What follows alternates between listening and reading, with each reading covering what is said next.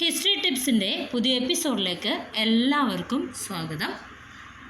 Satheesh ചന്ദ്രയുടെ medieval ഇന്ത്യയിലെ ഒന്നാമത്തെ ചാപ്റ്ററാണ് നമ്മൾ നോക്കുന്നത്. ആദ്യം നമ്മൾ മധ്യകാലഘട്ടത്തിലെ യൂറോപ്പിനെക്കുറിച്ചും പിന്നീട് ജന്മിത്ത സമ്പ്രദായത്തെക്കുറിച്ച്, അതായത് ഫ്യൂഡലിസത്തെക്കുറിച്ചും പറഞ്ഞു. ഇനി അറബികളുടെ ലോകം. പോരാടിക്കൊണ്ടിരുന്ന അറബി ഗോത്രങ്ങളെ ഒരു സാമ്രാജ്യമായി ഏകോപിപ്പിക്കുന്നതിന് ഇസ്ലാമിൻ്റെ ഉത്ഭവം നിർണായക ഘടകമായി മാറിയിട്ടുണ്ട്. അതായത് അതുവരെ പോരാടിക്കൊണ്ടിരുന്ന അറബി ഗോത്രങ്ങളെ ഒരു സാമ്രാജ്യമായി ഏകോപിപ്പിക്കാൻ ഇസ്ലാമിന് സാധിച്ചു. ആദ്യകാല ഖലീഫമാർ സ്ഥാപിച്ച അറബി സാമ്രാജ്യത്തിൽ അറേബ്യയ്ക്ക് പുറമെ സിറിയ, ഇറാൻ, ഇറാഖ്, ഈജിപ്ത്, വടക്കൻ ആഫ്രിക്ക, സ്പെയിൻ എന്നിവ കൂടി ഉണ്ടായിരുന്നു. അപ്പോൾ ആദ്യകാല ഖലീഫമാർ സ്ഥാപിച്ച അറബി സാമ്രാജ്യത്തിൽ അറേബ്യയ്ക്ക് പുറമെ ഏതെല്ലാം രാജ്യങ്ങളുണ്ടായിരുന്നു? സിറിയ, ഇറാൻ, ഇറാഖ്, ഈജിപ്ത്, വടക്കൻ ആഫ്രിക്ക, സ്പെയിൻ എന്നിവ കൂടി ഉണ്ടായിരുന്നു. അറബി ഗോത്രങ്ങൾ തമ്മിലുള്ള ആന്തരിക ഭിന്നതയുടെയും ആഭ്യന്തര കലാപങ്ങളുടെയും ഫലമായി 8-ാം നൂറ്റാണ്ടിൻ്റെ മധ്യത്തോടുകൂടി അബ്ബാസിൻ്റെ പിന്മുറക്കാർ, അതായത് അബ്ബാസിദുകൾ ബാഗ്ദാദിലെ ഖലീഫമാരായി അധികാരത്തിൽ വന്നു. അപ്പോൾ ഈ അറബി ഗോത്രങ്ങൾ നിരന്തരം കലഹത്തിലേർപ്പെട്ടതിൻ്റെ ഫലമായിട്ട് 8-ാം നൂറ്റാണ്ടിൻ്റെ മധ്യത്തോടുകൂടി അബ്ബാസിൻ്റെ പിന്മുറക്കാർ, അതായത് അബ്ബാസിദുകൾ ബാഗ്ദാദിലെ ഖലീഫമാരായിട്ട് അധികാരത്തിൽ വന്നു. പ്രവാചകൻ മുഹമ്മദിൻ്റെ അതേ ഗോത്രത്തിൽപ്പെട്ടവരാണ് തങ്ങളെന്ന് അബ്ബാസിദുകൾ അവകാശപ്പെട്ടു. അതുകൊണ്ട് തന്നെ തങ്ങൾ വിശുദ്ധരാണെന്നും അവർ അവകാശപ്പെട്ടിരുന്നു. അതായത് പ്രവാചകൻ്റെ പിന്മുറക്കാരാണ് തങ്ങളെന്ന് അബ്ബാസിദുകൾ അവകാശപ്പെട്ടു. മാത്രമല്ല അതുകൊണ്ട് തന്നെ അവർ വിശുദ്ധരാണെന്നും അവകാശപ്പെട്ടു. ഏതാണ്ട് 150 വർഷത്തോളം അബ്ബാസിദ് സാമ്രാജ്യം ഏറ്റവും ശക്തവും അഭിവൃദ്ധവുമായി നിലനിന്നു. അതിൻ്റെ ഉന്നതിയുടെ കാലത്ത് ആ പ്രദേശത്തെ നാഗരികതയുടെ എല്ലാ പ്രധാന കേന്ദ്രങ്ങളും അവരുടെ സാമ്രാജ്യത്തിൽ ഉൾപ്പെട്ടിട്ടുണ്ടായിരുന്നു. ഉദാഹരണത്തിന് വടക്കൻ ആഫ്രിക്കയുടെ ഭാഗങ്ങൾ ഈജിപ്ത്, സിറിയ, ഇറാൻ, ഇറാഖ് എന്നിവയെല്ലാം ഈ ഒരു നാഗരികതയുടെ കീഴിലേക്ക് ഒന്നിച്ചു. അപ്പോൾ അബ്ബാസിദുകൾ പശ്ചിമേഷ്യയിലെയും ഉത്തരാഫ്രിക്കയിലെയും ഉൽപ്പാദനക്ഷമമായ രാജ്യങ്ങൾ മാത്രമായിരുന്നില്ല, മെഡിറ്ററേനിയൻ ലോകത്തെ ഇന്ത്യയും ചൈനയുമായി ബന്ധിച്ചിരുന്ന പ്രധാന വ്യാപാര മാർഗങ്ങളും ആരാണ് നിയന്ത്രിച്ചത്? അബ്ബാസിദുകളാണ് നിയന്ത്രിച്ചത്. അതായത് ഇവർ വടക്കൻ ആഫ്രിക്കയുടെ ഭാഗങ്ങൾ ഈജിപ്ത്, സിറിയ, ഇറാൻ, ഇറാഖ് എന്നീ പ്രദേശങ്ങളൊക്കെ അടങ്ങിയ ഒരു വലിയ സാമ്രാജ്യമായിരുന്നു. അപ്പോൾ ഈ അബ്ബാസിദുകൾ പശ്ചിമേഷ്യയിലെയും ഉത്തരാഫ്രിക്കയിലെയും ഉൽപ്പാദനക്ഷമമായ രാജ്യങ്ങൾ മാത്രമല്ല, മെഡിറ്ററേനിയൻ ലോകത്തെ ഇന്ത്യയും ചൈനയുമായി ബന്ധിച്ചിരുന്ന പ്രധാന വ്യാപാര മാർഗങ്ങളെല്ലാം ഈ അബ്ബാസിദുകളുടെ നിയന്ത്രണത്തിലായിരുന്നു ഉണ്ടായിരുന്നത്. ഈ വാണിജ്യപാതകൾക്ക് അബ്ബാസിദുകൾ നൽകിയ സുരക്ഷിതത്വവും സംരക്ഷണവും ആ പ്രദേശത്തെ ജനങ്ങളുടെ സമ്പൽ സമൃദ്ധിക്കും അബ്ബാസിദ് രാജധാനികളുടെ മഹനീയതയ്ക്കും പ്രശംസയ്ക്കും കാരണമായിട്ടുണ്ട്.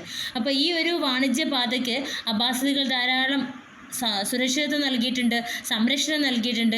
ഇത് ഈ പ്രദേശത്തെ ജനതയുടെ സമ്പൽ സമൃദ്ധിക്ക് കാരണമായി മാറി. അപ്പോൾ സൂക്ഷ്മബുദ്ധികളായ വ്യാപാരികളായിരുന്ന അറബികൾ പെട്ടെന്ന് തന്നെ ഏറ്റവും ഉത്ഥാനശീലരും സമ്പന്നരുമായ വ്യാപാരികളും സമുദ്രസഞ്ചാരികളുമായിട്ട് മാറാൻ തുടങ്ങി. അപ്പോൾ സ്വകാര്യവും പൊതു ഉടമയിലുള്ളതുമായ ധാരാളം മഹൽ മാളികകളുള്ള എണ്ണമറ്റ നഗരങ്ങൾ വളർന്നു വന്നു.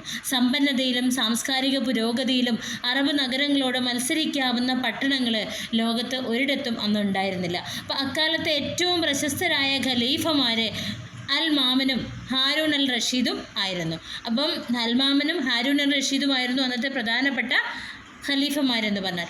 അവരുടെ സഭകളുടെയും രാജധാനികളുടെയും മഹനീയതയും ശാസ്ത്രജ്ഞർക്കും വിദ്യാവിശാരദർക്ക് നൽകിയ സഹായങ്ങളും പിൽക്കാലത്ത് പല വീരകഥകളുമായിട്ട് ഇങ്ങനെ പ്രചരിക്കാൻ തുടങ്ങിയിട്ടുണ്ട്. അപ്പോൾ ആരംഭകാലത്ത് കീഴടക്കിയ പ്രാചീന നാഗരികതകളുടെ ശാസ്ത്രജ്ഞാനവും അതുപോലെ തന്നെ ഭരണ നൈപുണ്യവും സ്വായത്തമാക്കുന്നതിൽ അവർ സവിശേഷമായിട്ടുള്ള കഴിവ് പ്രകടിപ്പിച്ചിട്ടുണ്ട്. അപ്പോൾ അമുസ്ലിങ്ങളായ ക്രിസ്ത്യാനികളെയും ജൂതന്മാരെയും അറബികളല്ലാത്ത സ്വരാഷ്ട്രീയരെയും ബുദ്ധമതക്കാർ പോലുമായ ഇറാനികളെയും ഭരണസിരാകേന്ദ്രങ്ങളിലെ ഉദ്യോഗസ്ഥരായി നിയമിക്കുന്നതിൽ അവർക്ക് യാതൊരു മടിയും ഉണ്ടായിരുന്നില്ല. എന്ന് പറഞ്ഞാൽ മതനിരപേക്ഷമായ എല്ലാവരെയും ഒരുപോലെ കാണുന്ന ഒരു സംസ്കാരമായിരുന്നു അബ്ബാസിദ് ഖലീഫമാർക്ക് ഉണ്ടായിരുന്നത്. അപ്പോൾ ഈ അബ്ബാസിദ് ഖലീഫമാരെ യാഥാസ്ഥിത മുസ്ലിങ്ങളായിരുന്നെങ്കിലും ഇസ്ലാമിൻ്റെ അടിസ്ഥാന മതപ്രമാണങ്ങളെ ചോദ്യം ചെയ്യാത്ത ഏത് മേഖലയിൽ നിന്നുള്ള പഠനങ്ങളെയും അവർ തുറന്ന മനസ്സോടെ സ്വീകരിച്ചിട്ടുണ്ടായിരുന്നു. അപ്പം ഇസ്ലാമിൻ്റെ അടിസ്ഥാന പ്രമാണങ്ങളിൽ മാത്രമായിരുന്നു അവിടെ യാഥാസ്ഥികത്വം നിലനിന്നിട്ടുണ്ടായിരുന്നത്. അതല്ലാത്ത ഏത് മേഖലയിലുള്ള പഠനങ്ങളെയും അവർ തുറന്ന മനസ്സോടെ സ്വാഗതം ചെയ്തു. Greek, Byzantine, Egyptian, Iranian, Indian തുടങ്ങിയ വിവിധ നാഗരികതകളുടെ വിജ്ഞാനങ്ങൾ അറബി ഭാഷയിലേക്ക് പരിഭാഷപ്പെടുത്തുന്നതിന് ഖലീഫ അൽ-മാമൻ ബാഗ്ദാദിൽ ഒരു വിജ്ഞാന ഗൃഹം, അതായത് ബൈത്തുൽ ഹിക്മത്ത് സ്ഥാപിച്ചിട്ടുണ്ട്. അതായത് Iranian, Indian, Egyptian, Byzantine, Greek നാഗരികതകളുടെ വിജ്ഞാനങ്ങൾ അറബി ഭാഷയിലേക്ക് പരിഭാഷപ്പെടുത്തുന്നതിന് ഖലീഫ അൽ-മാമൻ ബാഗ്ദാദിൽ ഒരു വിജ്ഞാന ഗൃഹം അഥവാ ബൈത്തുൽ ഹിക്മത്ത് സ്ഥാപിച്ചു. ഖലീഫയുടെ മാതൃക മറ്റു പ്രഭുക്കന്മാരും പിന്തുടരാൻ തുടങ്ങി. അപ്പോൾ ചുരുങ്ങിയ കാലം കൊണ്ട് തന്നെ വിവിധ രാജ്യങ്ങളുടെ ഏതാണ്ട് എല്ലാ ശാസ്ത്രീയ ഗ്രന്ഥങ്ങളും അറബിയിൽ ലഭ്യമായി.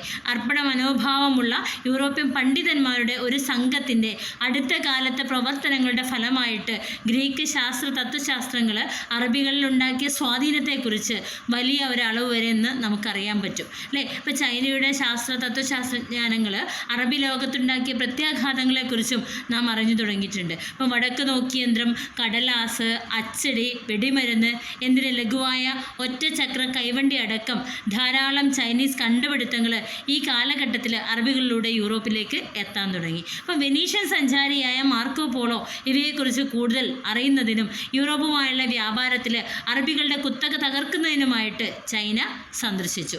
അപ്പോൾ Greek, Byzantine, Egyptian, Iranian, Indian തുടങ്ങിയ വിവിധ നാഗരികതയുടെ വിജ്ഞാനങ്ങൾ അറബി ഭാഷയിലേക്ക് പരിഭാഷപ്പെടുത്തുന്നതിന് ഖലീഫ അൽ-മാമൻ ബാഗ്ദാദിൽ ഒരു വിജ്ഞാന ഗൃഹം സ്ഥാപിച്ചു, അതായത് ബൈത്തുൽ ഹിക്മത്ത് സ്ഥാപിച്ചു. ഖലീഫയുടെ മാതൃക മറ്റ് പ്രഭുക്കന്മാരും പിന്തുടരാൻ തുടങ്ങി. അപ്പോൾ അങ്ങനെ ചുരുങ്ങിയ കാലം കൊണ്ട് വിവിധ രാജ്യങ്ങളിലെ ഏതാണ്ട് എല്ലാ ശാസ്ത്രീയ ഗ്രന്ഥങ്ങളും അറബിയിലേക്ക് പരിഭാഷപ്പെടുത്തി. അർപ്പണ മനോഭാവമുള്ള യൂറോപ്യൻ പണ്ഡിതന്മാരുടെ ഒരു സംഘത്തിൻ്റെ അടുത്ത കാലത്തെ പ്രവർത്തനങ്ങളുടെ ഫലമായിട്ട് ഗ്രീക്ക് ശാസ്ത്ര തത്വശാസ്ത്രങ്ങൾ അറബികളിൽ ഉണ്ടാക്കിയ സ്വാധീനത്തെക്കുറിച്ച് വലിയൊരളവ് വരെ നമുക്ക് മനസ്സിലാക്കാൻ പറ്റി. അപ്പോൾ ചൈനയുടെ ശാസ്ത്ര തത്വശാസ്ത്ര ജ്ഞാനങ്ങൾ അറബി ലോകത്തുണ്ടാക്കിയ പ്രത്യാഘാതങ്ങളെക്കുറിച്ച് നാം അറിയാൻ തുടങ്ങി. അപ്പം വടക്ക് നോക്കിയന്ത്രം, കടലാസ്, അച്ചടി, വെടിമരുന്ന്, എന്തിന് ലഘുവായ ഒറ്റച്ചക്ര വണ്ടി അടക്കം ധാരാളം ചൈനീസ് കണ്ടുപിടുത്തങ്ങൾ ഈ കാലഘട്ടത്തിൽ അറബികളിലൂടെ യൂറോപ്പിലെത്തി. വെനീഷ്യൻ സഞ്ചാരിയായ മാർക്കോ പോളോ ഇവയെക്കുറിച്ച് കൂടുതൽ അറിയുന്നതിനും യൂറോപ്പുമായുള്ള വ്യാപാരത്തിൽ അറബികളുടെ കുത്തക തകർക്കുന്നതിനുമായിട്ട് ചൈന സന്ദർശിച്ചു. നിർഭാഗ്യവശാൽ അറബി ലോകവുമായുള്ള ഇന്ത്യയുടെ സാമ്പത്തിക സാംസ്കാരിക ബന്ധങ്ങളെക്കുറിച്ചും ഇന്ത്യയുടെ ശാസ്ത്ര സംഭാവനകളെക്കുറിച്ചും പരിമിതമായ അറിവ് മാത്രമാണ് ലഭ്യമായിട്ടുള്ളത്. 8ാം നൂറ്റാണ്ടിൽ അറബികൾ സിന്ധ് കീഴടക്കിയത് ഇന്ത്യയുടെ മറ്റു ഭാഗങ്ങളും അറബികളും തമ്മിൽ കൂടുതൽ അടുത്ത സാംസ്കാരിക ബന്ധങ്ങൾ സ്ഥാപിക്കുന്നതിന് വഴിവെച്ചു. അപ്പോൾ ആധുനിക ഗണിതശാസ്ത്രത്തിൻ്റെ അടിസ്ഥാനമായതും ഇന്ത്യയിൽ 5ാം നൂറ്റാണ്ടിൽ വികസിപ്പിക്കപ്പെട്ടതുമായിട്ടുള്ള ദശാംശ സമ്പ്രദായം ഈ കാലഘട്ടത്തിൽ അറബികളിലേക്ക് എത്തപ്പെട്ടു. അപ്പോൾ ഈ അറബികളുമായുള്ള ഇന്ത്യയുടെ സാമ്പത്തിക സാംസ്കാരിക ബന്ധങ്ങളെക്കുറിച്ചും ഇന്ത്യയുടെ ശാസ്ത്ര സംഭാവനകളെക്കുറിച്ചും പരിമിതമായ അറിവ് മാത്രമാണ് നമുക്ക് കിട്ടുന്നത്. 8ാം നൂറ്റാണ്ടിൽ അറബികൾ സിന്ധ് കീഴടക്കിയത് ഇന്ത്യയുടെ മറ്റു ഭാഗങ്ങളും അറബികളും തമ്മിൽ കൂടുതൽ അടുത്ത സാംസ്കാരിക ബന്ധങ്ങൾ സ്ഥാപിക്കുന്നതിലേക്ക് എത്തിച്ചിട്ടുണ്ട്. അപ്പോൾ ആധുനിക ഗണിതശാസ്ത്രത്തിൻ്റെ അടിസ്ഥാനമായതും ഇന്ത്യയിൽ 5ാം നൂറ്റാണ്ടിൽ വികസിപ്പിക്കപ്പെട്ടതുമായ ദശാംശ സമ്പ്രദായം ഈ കാലഘട്ടത്തിൽ ആരുടെ കൈകളിലെത്തി? അറബികളുടെ കൈകളിലെത്തി. അപ്പോൾ 9ാം നൂറ്റാണ്ടിൽ അറബി ഗണിതശാസ്ത്രജ്ഞനായ അൽ-ഖ്വാരിസ്മി ഇത് ഈ പ്രദേശത്തേക്ക് പ്രചരിപ്പിച്ചു. 12ാം നൂറ്റാണ്ടിൽ സന്യാസിയായ അബേലാഡ് യൂറോപ്പിനെ പരിചയപ്പെടുത്തുകയും അത് അറബി സംഖ്യാഗണിതം എന്ന പേരിൽ അറിയപ്പെടുകയും ചെയ്തു. അപ്പം ജ്യോതിശാസ്ത്രത്തിലെയും ഗണിതശാസ്ത്രത്തിലെയും പല ഭാരതീയ ഗ്രന്ഥങ്ങളും അറബിയിലേക്ക് വിവർത്തനം ചെയ്തു. ആര്യഭട്ടം പുനരാവിഷ്കരിച്ച പ്രശസ്ത ജ്യോതിശാസ്ത്ര ഗ്രന്ഥമായ സൂര്യസിദ്ധാന്തം ഇതിൽ പ്രധാനപ്പെട്ട ഒരു ഗ്രന്ഥമാണ്. അപ്പോൾ വൈദ്യശാസ്ത്രവുമായി ബന്ധപ്പെട്ട ചരകൻ്റെയും സുശ്രുതൻ്റെയും ഗ്രന്ഥങ്ങളും പരിഭാഷ ചെയ്യപ്പെട്ടിട്ടുണ്ടായിരുന്നു. അപ്പോൾ ഇന്ത്യൻ വണിക്കുകളും വ്യാപാരികളും ഇറാനിലെയും ഇറാഖിലെയും കമ്പോളങ്ങളിൽ സന്ദർശനങ്ങൾ നടത്തിയിട്ടുണ്ട് എന്നതിനുള്ള തെളിവുകളുണ്ട്. അപ്പോൾ ഇന്ത്യൻ ഭിക്ഷുങ്കരന്മാരും കൈത്തൊഴിൽ വിദഗ്ധരും ബാഗ്ദാദിലെ ഖലീഫയുടെ രാജസദസ്സിൽ നിത്യേന സ്വീകരിക്കപ്പെട്ടിരുന്നു എന്നതിൻ്റെ തെളിവുകളും ലഭിക്കുന്നുണ്ട്. അപ്പോൾ കലീല വദീമിന് അഥവാ പഞ്ചതന്ത്രം പോലുള്ള ധാരാളം സംസ്കൃത സാഹിത്യ ഗ്രന്ഥങ്ങൾ അറബിയിലേക്ക് ഭാഷാന്തരം വരുത്തിയിട്ടുണ്ട്. ഇതാണ് പാശ്ചാത്യ നാടുകളിലെ ഈസോപ്പ് കഥകൾ അടിസ്ഥാനമായിട്ട് മാറിയിട്ടുള്ളത്. അപ്പോൾ ഈ കാലഘട്ടത്തിൽ ഇന്ത്യൻ തത്വശാസ്ത്ര ശാഖകൾക്ക് അറബി ലോകത്തും അതേപോലെ അറബ് ശാസ്ത്രത്തിന് ഇന്ത്യയിലും ഉണ്ടാകാൻ കഴിഞ്ഞ സ്വാധീനത്തെക്കുറിച്ചുള്ള വിശദമായ പഠനങ്ങൾ നടന്നുകൊണ്ടിരിക്കുകയാണ്. അപ്പോൾ 19-ാം നൂറ്റാണ്ടിൻ്റെ ആരംഭത്തോടു കൂടി വിവിധ ശാസ്ത്ര വിഷയങ്ങളിൽ തനതായ സംഭാവനകൾ നൽകാവുന്ന വിധത്തിൽ അറബികൾ അതിൻ്റെ ഉന്നതിയിലേക്ക് എത്തിക്കഴിഞ്ഞിട്ടുണ്ട്. അപ്പോൾ ഈ കാലഘട്ടത്തിൽ അറബ് ലോകത്ത് ക്ഷേത്രഗണിതം, ബീജഗണിതം, ഭൂമിശാസ്ത്രം, ജ്യോതിശാസ്ത്രം, പ്രകാശശാസ്ത്രം, രസതന്ത്രം, വൈദ്യശാസ്ത്രം എന്നിവയിലുണ്ടായ വളർച്ച അവരെ ശാസ്ത്രരംഗത്ത് മുന്നിലെത്തിച്ചു. ലോകത്തിലെ തന്നെ ഏറ്റവും വിപുലവും പ്രശസ്തവുമായ ഗ്രന്ഥശേഖരമുള്ള ഗ്രന്ഥാലയങ്ങളും ശാസ്ത്ര ഗവേഷണശാലകളും ഈ കാലത്ത് അറബ് ലോകത്ത് ഉടലെടുത്തു. അപ്പോൾ അറേബ്യക്ക് പുറത്തുള്ള ഖൊറാസാൻ, ഈജിപ്ത്, സ്പെയിൻ മുതലായ പ്രദേശങ്ങളിലെ ജനങ്ങളുടെ പ്രവർത്തനങ്ങളുടെ കൂടി ഫലമായിരുന്നു അത് എന്നത് നമുക്ക് ഓർമ്മിക്കേണ്ട കാര്യമാണ്. അതായത് അറബികളുടെ ശാസ്ത്രം അന്തർദേശീയമായിരുന്നു. അതിനെ അറബി ശാസ്ത്രം എന്നാണ് വിളിച്ചിരുന്നത്.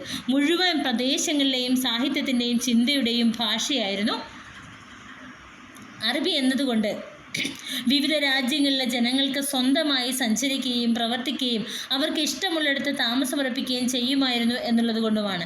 അപ്പോൾ 19-ാം നൂറ്റാണ്ട് ആരംഭത്തോടു കൂടി വിവിധ ശാസ്ത്ര വിഷയങ്ങളിൽ തനതായ സംഭാവനകൾ നൽകാവുന്ന വിധത്തിൽ അറബികൾ വളർന്നു. ഈ കാലഘട്ടത്തിൽ അറബ് ലോകത്ത് ക്ഷേത്രഗണിതം, ബീജഗണിതം, ഭൂമിശാസ്ത്രം, ജ്യോതിശാസ്ത്രം, പ്രകാശശാസ്ത്രം, രസതന്ത്രം, വൈദ്യശാസ്ത്രം എന്നിവയിലുണ്ടായ വളർച്ച അവരെ ശാസ്ത്രരംഗത്ത് മുന്നിലെത്തിച്ചു. അപ്പം ലോകത്തിലെ തന്നെ ഏറ്റവും വിപുലവും പ്രശസ്തവുമായ ഗ്രന്ഥശേഖരമുള്ള ഗ്രന്ഥാലയങ്ങളും ശാസ്ത്ര ഗവേഷണശാലകളും ഈ കാലത്ത് അറബ് ലോകത്ത് ഉടലെടുത്തു. അപ്പോൾ അറേബ്യക്ക് പുറത്തുള്ള ഖൊറാസാൻ, ഈജിപ്ത്, സ്പെയിൻ മുതലായ പ്രദേശങ്ങളിലെ ജനങ്ങളുടെ പ്രവർത്തനങ്ങളുടെ കൂടി ഫലമായിരുന്നു ഇതെന്ന് നമുക്ക് ഓർമ്മിക്കേണ്ടതാണ്. അതായത് ഇവരുടെ പ്രവർത്തനങ്ങൾ കൂടി ഈ നേട്ടങ്ങൾക്ക് കാരണമായിട്ടുണ്ട്. അപ്പോൾ അറബികളുടെ ശാസ്ത്രം അന്തർദേശീയമായിരുന്നു. അതിനെ അറബി ശാസ്ത്രം എന്നാണ് വിളിക്കുന്നത്. അപ്പം മുഴുവൻ പ്രദേശങ്ങളിലെയും സാഹിത്യത്തിൻ്റെയും ചിന്തയുടെയും ഭാഷയായിരുന്നു അറബി എന്നതുകൊണ്ട് വിവിധ രാജ്യങ്ങളിലെ ജനങ്ങൾക്ക് സ്വന്തമായി സഞ്ചരിക്കുകയും പ്രവർത്തിക്കുകയും അവർക്ക് ഇഷ്ടമുള്ളിടത്ത് താമസമുറപ്പിക്കുകയും ചെയ്യുമായിരുന്നു എന്നതുകൊണ്ടുമാണ് ഈ രീതിയിൽ ഉള്ള ഒരു വളർച്ച ഉണ്ടായിട്ടുള്ളത്. അപ്പോൾ ശാസ്ത്രജ്ഞർക്കും പണ്ഡിതന്മാർക്കും അനുവദിച്ചിരിക്കുന്ന സവിശേഷമായ വ്യക്തിപരവും ബൗദ്ധികവുമായ സ്വാതന്ത്ര്യവും അവർക്ക് ലഭ്യമായിരിക്കുന്ന പിന്തുണയുമാണ് അറബി ശാസ്ത്രത്തിൻ്റെയും നാഗരികതയുടെയും ശ്രദ്ധേയമായ വളർച്ചയ്ക്ക് അടിസ്ഥാനപരമായിട്ടുള്ള ഘടകമെന്ന് പറഞ്ഞാൽ. അപ്പോൾ ക്രിസ്തീയ സഭയുടെ കടുത്ത നിലപാടുകൾ മൂലം അക്കാലത്ത് യൂറോപ്പിൽ ഈ സ്വാതന്ത്ര്യം ഉണ്ടായിരുന്നില്ല. ഒരു പക്ഷേ ഇന്ത്യയിലും സാഹചര്യങ്ങൾ വ്യത്യസ്തമായിരുന്നില്ല. അതായത് അറബി ശാസ്ത്രങ്ങൾ ഒന്നും ഇന്ത്യയിലേക്ക് പ്രവേശിക്കാതിരുന്നതും ഇന്ത്യയിലെ ശാസ്ത്ര വളർച്ച ഈ കാലഘട്ടത്തിൽ മുരടിച്ചു പോയതും ഈ ഒരവസ്ഥ കൊണ്ടായിരുന്നു. ഭാഗികമായിട്ട് ഈ പ്രദേശത്തെ ബാധിച്ച രാഷ്ട്രീയ, സാമ്പത്തിക സംഭവ വികാസങ്ങൾ മൂലം മുഖ്യമായി സ്വതന്ത്ര ചിന്താധാരകൾക്ക് കടിഞ്ഞാണിട്ടുകൊണ്ട് വളർന്നു വന്ന ഈ യാഥാസ്ഥിതിയുടെ ഭാഗമായിട്ടും 14-ാം നൂറ്റാണ്ടിന് ശേഷം അറബി ശാസ്ത്രം തളരാൻ തുടങ്ങി. അതായത് പിന്നീട് ഉയർന്നു വന്ന യാഥാസ്ഥിക മനോഭാവമുള്ള ഭരണാധികാരികളുടെ ഭരണത്തിന് കീഴിൽ 14-ാം നൂറ്റാണ്ടിന് ശേഷം അറബി ശാസ്ത്രം തളരാൻ തുടങ്ങി. ഇനി നമുക്ക് ആഫ്രിക്കയിലെയും പൂർവേഷ്യയും ദക്ഷിണപൂർവേഷ്യയിലെയും ഒക്കെ അവസ്ഥകളെക്കുറിച്ചാണ് പറയാനുള്ളത്. നമുക്ക് നെക്സ്റ്റ് വീഡിയോയിൽ നോക്കാം. Okay, thank you.